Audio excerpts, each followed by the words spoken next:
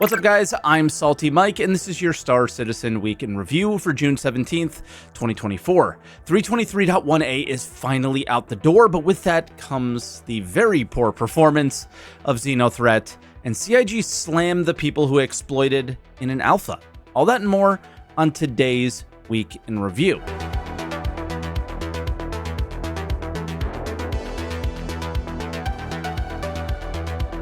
And as always, if this is your first week in review, this is where I take all of the official Star Citizen news each week, put it into one video, and share my opinions about it. I also live stream on Twitch, twitch.tv/SaltEMike, where, I talk a lot about Star Citizen stuff. So stop by and say hello. A lot of you guys have been doing that, and I appreciate it.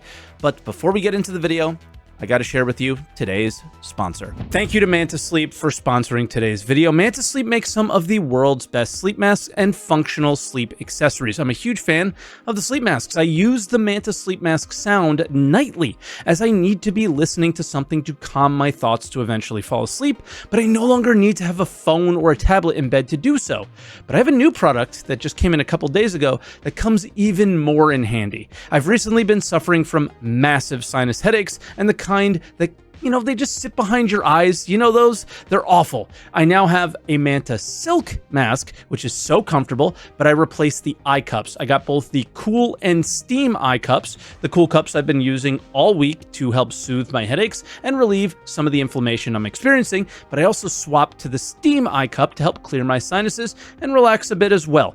Manta Sleep's mission is to empower light sleepers like myself to sleep better so they can do more. So if you want to be empowered by Manta Sleep, head to the link in the description and make sure to use code SaltEMike for 10% off your order. Once again, that's 10% off using code SaltEMike, and thank you to Manta Sleep for sponsoring today's video. Thanks again for watching the sponsor spots and supporting them, but we finally have a lot to talk about this week, so let's get into those patch notes.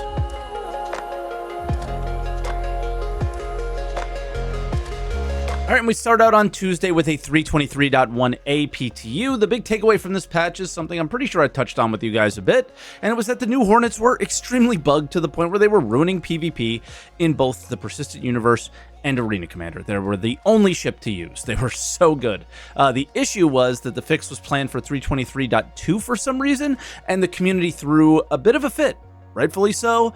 CIG heard, and the fixes made it into 323.1a. Love it. Props to everyone, the community for letting them know, and the team for getting it fixed faster, right?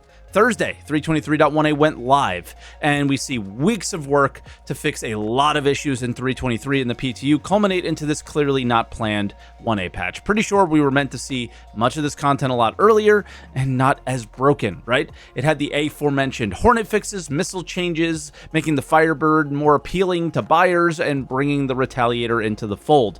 They did quite a bit of optimizations. That unfortunately was not enough to solve a lot of stability issues. I had a lot. I tried to do a bit of hauling, and even the kind of something in the bug fix section that Pyro Station elevators were fixed was not applied to the Terra elevators, so I was stuck there. Then on Thursday and kind of early Friday, we have phase 1 or 0, depending what you want to call it, of XenoThreat, basically, where you hear some weird sounds at landing zones from the faction. But then Friday, the missions actually spawned in, and it was go time. I didn't have a great experience personally, and I did the mission twice. I enjoyed the cargo portion, as I always have, but the NPC fights have never been exciting or fun because performance has always tanked. I basically just sat there and waited for the mission to end so I didn't have to think about it anymore, but also because I didn't want to accidentally ram into somebody that I couldn't tell was close to me because of teleporting and desync and just the frames being literally 5 FPS. They started making some big changes for this. I think freight elevators were supposed to be involved, but obviously we didn't get that. But the Idris with the interior is really awesome, and the best reward when completing the mission is boarding the ship, fighting the NPCs, and taking the bridge. I was not able to experience that because I kept falling through the ship. That has always been my Xeno experience. Almost, but not quite. So what was yours? Sound off in the comments and let me know. Then, duping. I finally want to talk about something CIG has never done, and really, it's to take action on players exploiting in their live build. So I'll try to be quick. I've been talking a ton about this, right? You've heard a lot about this over the last week. 600 players were suspended for using the exploits in the game. These are clearly the worst offenders. One of the exploits, if you moved cargo, you likely experienced it, right? Everybody was an exploiter, kind of. People were mostly happy that CIG took a hardline stance, but some criticisms were that they acted too slow, and they knew about this in the PTU and still pushed the patch live. And there's a group that thinks suspending players for breaking an alpha is crazy. I think all those points are valid, right?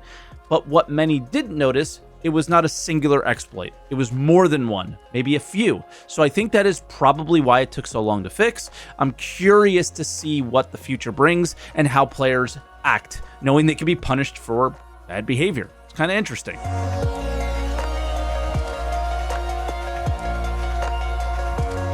Now for roadmap updates, I bet you're surprised we're even talking about this because there is no update. But they posted this on This Week in Star Citizen.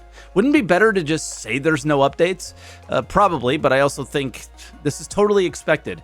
It was a really rough 1A patch. We're still waiting for .2, and then it's 4.0, which is likely a ways away. So I don't expect to see much movement for a while, right? And I think you guys should probably expect the same. Now, I'm going to double up here with the Squadron 42 monthly report. There was one thing I think worth taking out that was really focused on zero-G movement. We all know there is a zero-G arena coming, and it's needed. Zero-G movements with weapons are rough. They also mentioned something about taking AI, like from the persistent universe, and putting them in Squadron, the ship fighting AI. But I don't really know what to think about this because they showed us this at CitizenCon for things that they were doing in Squadron. I don't know what's going on there, but yeah, it's just a thing worth noting, I guess. But let's move on to video updates, which are just about as fun as this.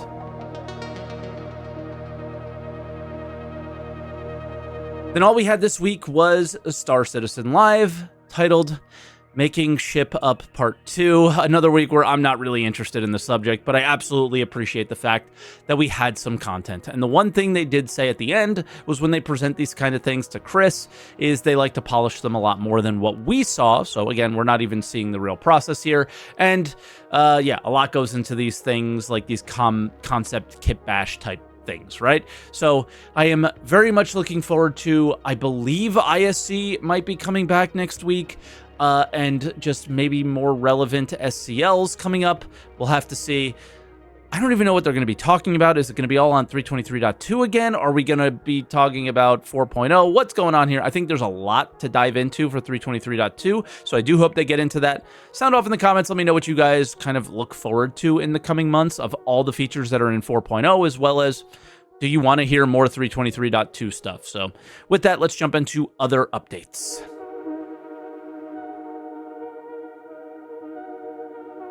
All right, and we start out with a sneak peek as we always do, and we have plushies for our sneak peek. A bit weird to sneak things that are usually subscriber items, so I assume they might be doing something more for everyone with this Corsair plushie that we're seeing behind the character, while others are older. Like everything else there has been sold on the subscriber store before, so probably hinting at hanger and subscriber decorations maybe with 323.2, but maybe I'm coping there. I don't know.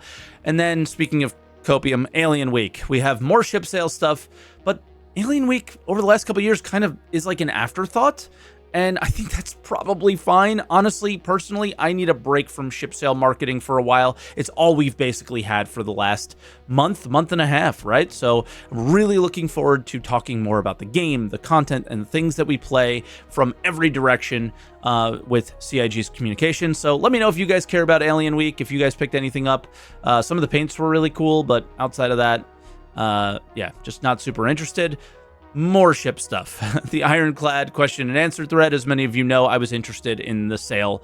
I was really interested in it, but not really from the perspective of FOMO, I need this ship, but from the fact that they appear to understand the game much more and know what makes sense for a proper hauler. Like, they know how to make a ship now, and I really like it. And they start out with the simple, who are the Ironclad's competition? And they state it's the Liberator, C2, and M2.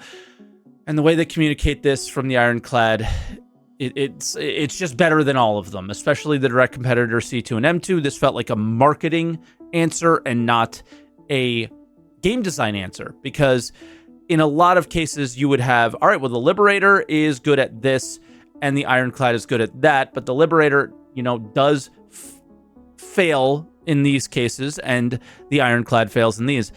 The C2 and M2 have their failures in this, and the Liberator has their failures, but the Ironclad has none. Anytime they talk about the ship, it's not good.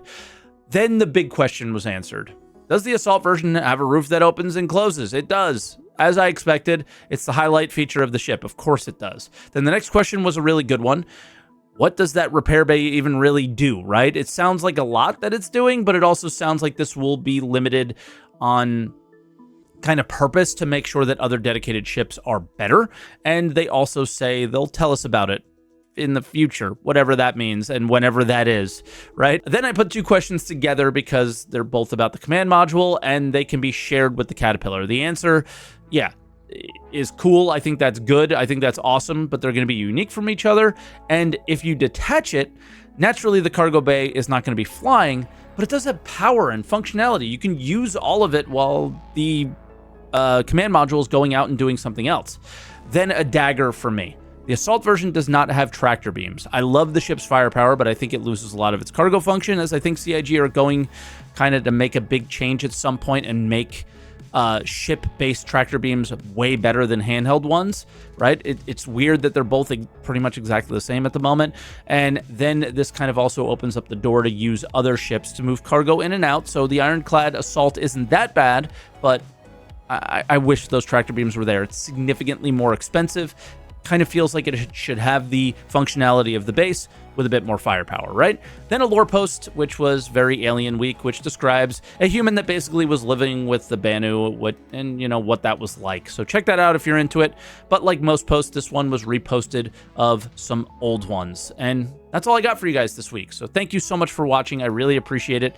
This is our first week back with our editor, Biggs. So make sure you show some love in the comments for him. And yeah, that's all I really have. So hit the like button, subscribe, and comment down below on anything that you enjoyed, didn't like, or something maybe I missed.